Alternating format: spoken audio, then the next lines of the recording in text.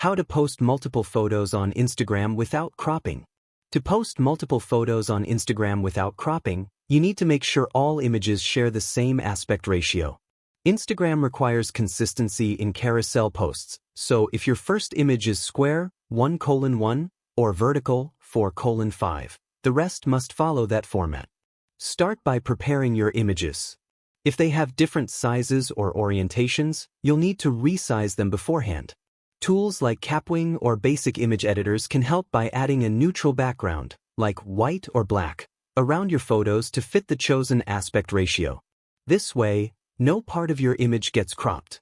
To resize, upload your photos to an online tool, select your desired aspect ratio, like 1:1 for square posts, add a background if needed, and download the adjusted images. Once your photos are ready, head to Instagram, tap the plus icon, and choose the stacked squares icon to create a carousel. Select your prepared images in order, preview how they'll appear in your feed, and add captions, tags, or locations as desired before hitting share. Pro tip: use a consistent background color to visually unify the images in your carousel. Following these steps ensures your photos fit perfectly without cropping or losing important details. Thank you so much for watching this video. Subscribe.